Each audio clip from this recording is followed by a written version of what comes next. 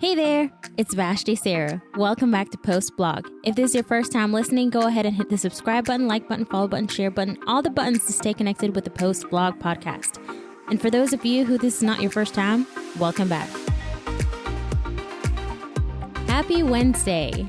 I hope y'all are having a great week or great midweek so far.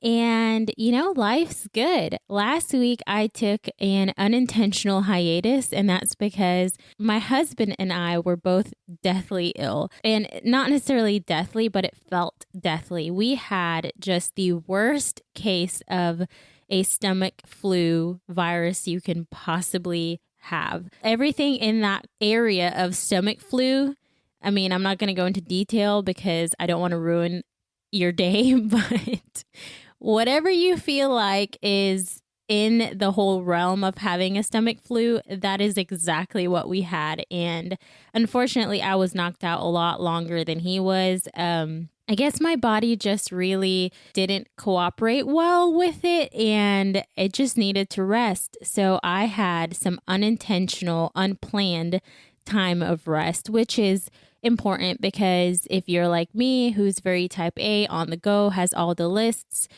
taking a sabbatical or taking that time of rest is very difficult. So, my mom, I called her and I was like, I'm just so tired of being sick. I'm ready to be my normal self and have my routine back. And my mom was like, well, rest is important. And this is your way of your body fighting and your immune system trying to get back to where it used to be. And it needs rest, and sleeping and resting builds your immune system back, and it your cells are trying to work. So yeah, unintentional, unplanned time of rest last week, but very much needed, I guess, because I'm back at it and we're in full force. So today's topic is Jesus the hypocrite? And obviously, you know the answer. He is not. Jesus is not the hypocrite. Jesus is perfect in every form, in every shape, in every matter. So if Jesus isn't the hypocrite, then who is? Before we get to the who is, which I'm sure you and I both know who is the hypocrite, I just want to talk about the idea of how we tend to push blame. We tend to question Jesus's integrity whenever man fails. So initially when I wrote this blog, and for those of you who do not know, who are new to Post Blog, the whole idea of Post Blog podcast is me talking a little bit more, going a little bit more in depth on blogs that I've written. So every podcast that I have, except for the bonus ones, every podcast episode is based on a blog that I've written. And I have that website, vashtisarah.com. It's linked to this podcast. So just putting that plug in there if you didn't know what Post Blog was about.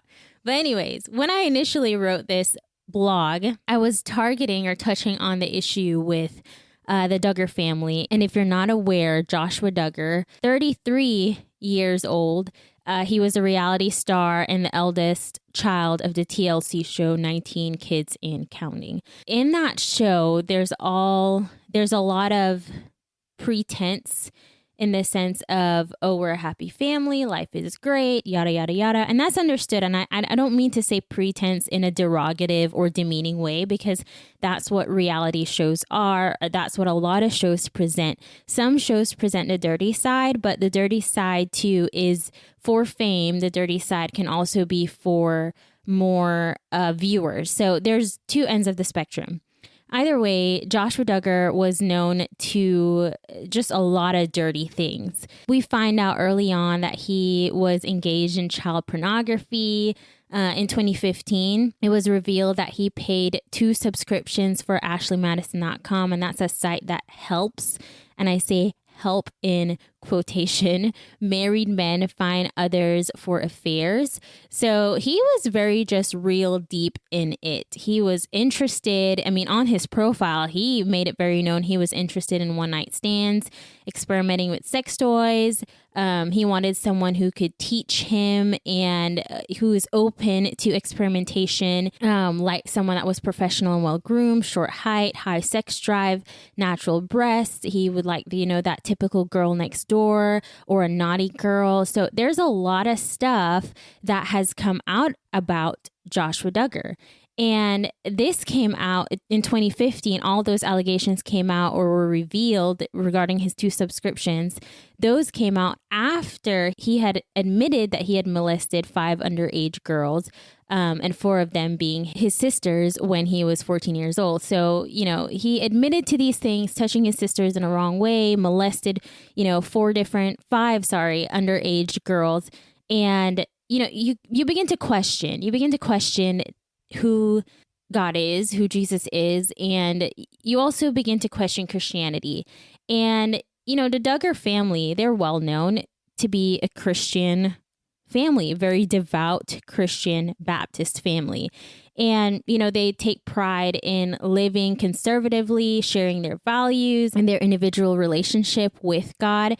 So it's not unknown. Everyone knows who the Duggar family is. I mean, at least if you grew up in that era. I mean, I knew the Duggar family growing up. It was always on TLC, and whenever my parents would flip through, the channels, they were well known. Even if they weren't well known for their faith, they were well known for having 16 kids or 17 kids and 19 kids, and it keeps on keeping on. So everyone knew of them somewhat. And when Joshua Duggar, his principles or his character came into light and was questioned, it's hard not to question, is Jesus the hypocrite?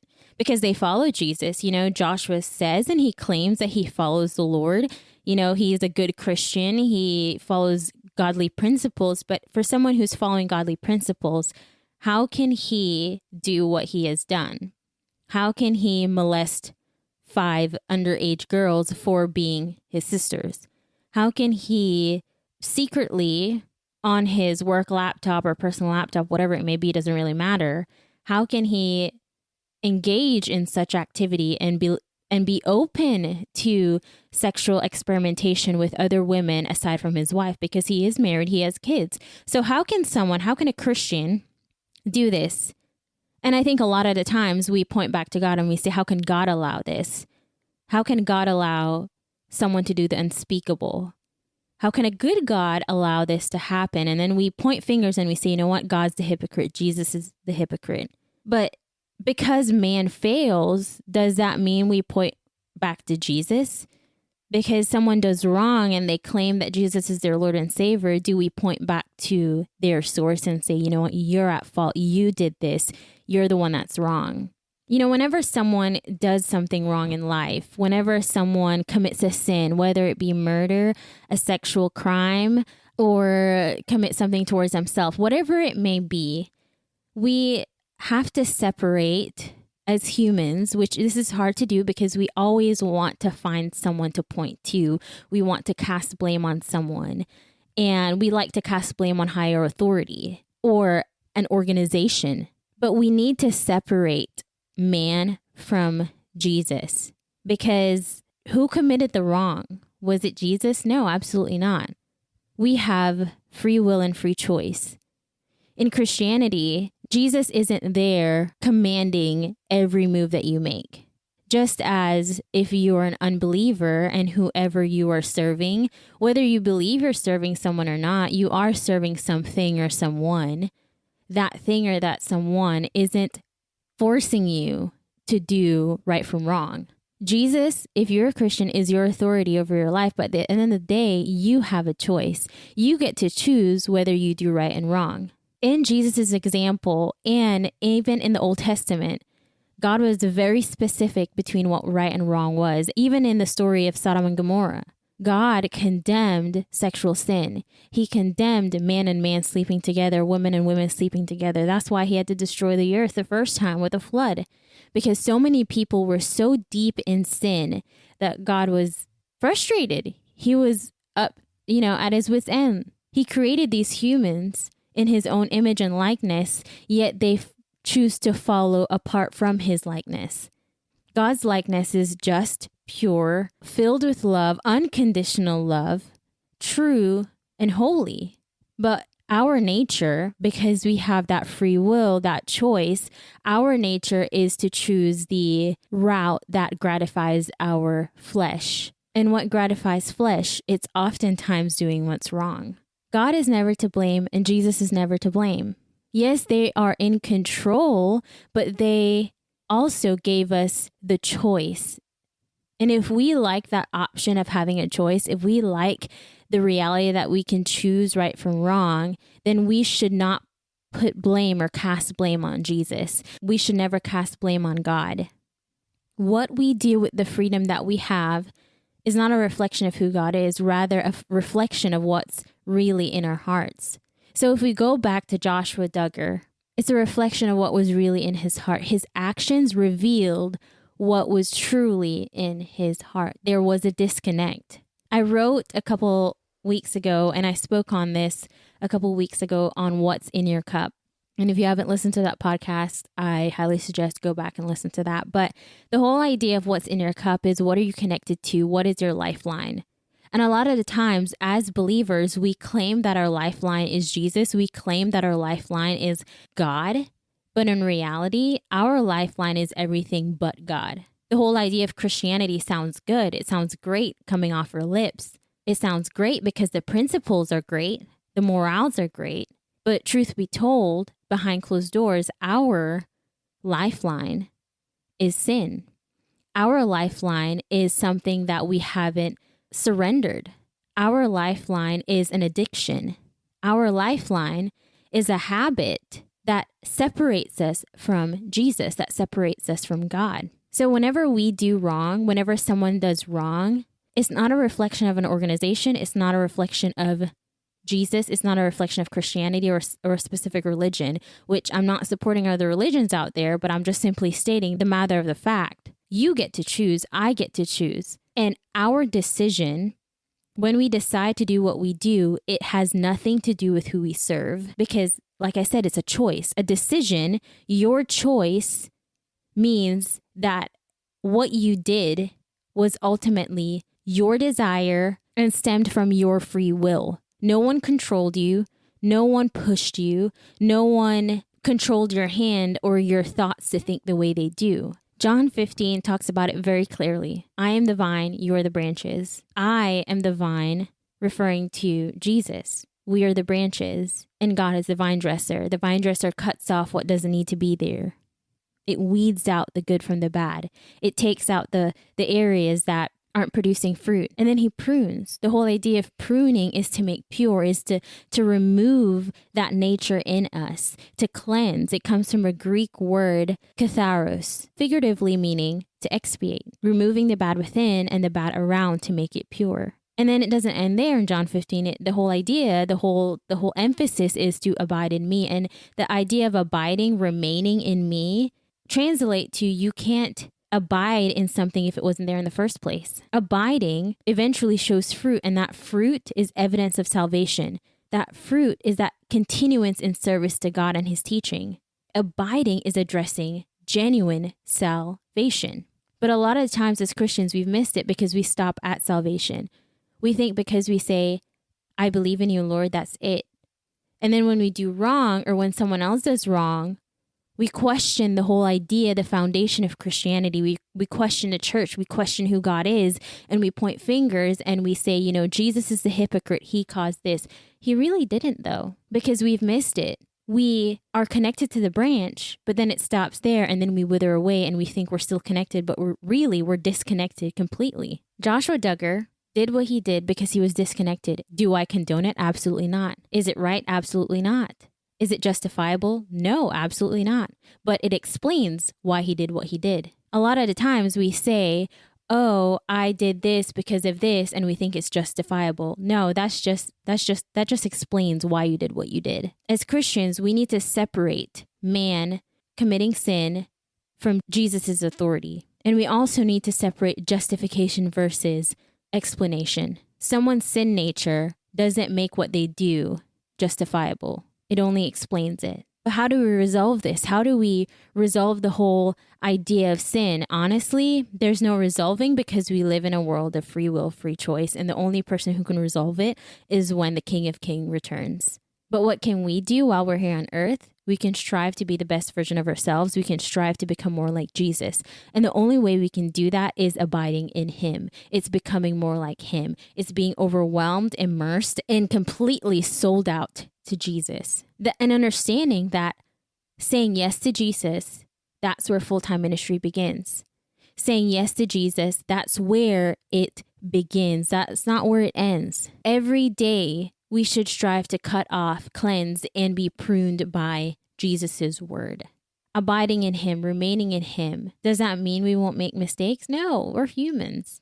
We have off days, but it does mean strongholds will be broken. The more you abide in your source that is all power, all knowing, your source will be able to break off those chains, break off strongholds, only and only if we submit it to him.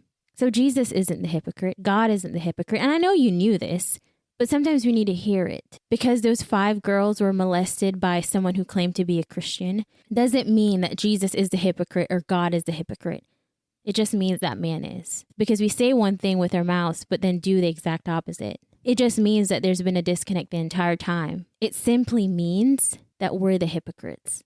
The only way to walk through and walk from that and to grow from that is truly to take salvation seriously. And that's my question to you. That's my question that I'd like to pose to you. Are you taking Christianity seriously? Or are you like Joshua Duggar? And I don't want to condemn him either in the sense of saying that he's Satan. Because at the end of the day, if he asks the Lord for forgiveness, and this is hard for me to accept sometimes, and it might be hard for you to accept, if he asks Jesus for forgiveness, truly repents, Jesus will forgive him. Yes, there are consequences for sin. There are different consequences for sin. That's understood. And he will have to pay his time, but Jesus will forgive. I'm not trying to paint him as Satan, but I am trying to say, are you like Joshua Duggar, where you say with one hand, you are a Christian, but do the exact opposite? And it doesn't have to be something grave. It could be simple. It doesn't have to be something grave. It could be you are living in depression, choosing to live in depression. You're not choosing to find help or to seek counseling or to seek restoration. You're choosing at this point and claiming depression over your life. That's a sin. Are you stealing? You have an issue with stealing. You have an issue with lying. You have an issue with pornography. You have an issue with masturbation. It could be that you're in a relationship that you shouldn't even be in. That's your lifeline. And you're being pulled in deeper and deeper into something that you know you should get out of.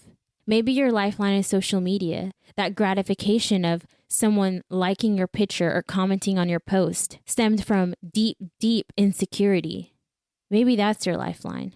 Whatever your lifeline is, if it's not Jesus and you claim to be a Christian, then there needs to be a reality check. Because at some point in your life, you are going to fall back on that lifeline, and that lifeline is going to fail you and expose what's truly in your heart. So that's my question to you. Who is your lifeline? Because Jesus isn't the hypocrite. It's you. It's you and I. We are the hypocrites if we choose to be. That's it for today, guys. Thank you for joining me on Post Blog. Don't forget to hit the subscribe button, like button, follow button, share button, all the buttons to stay connected with the Post Blog podcast. Same time, same place next week. I love y'all. But remember, God loves you most.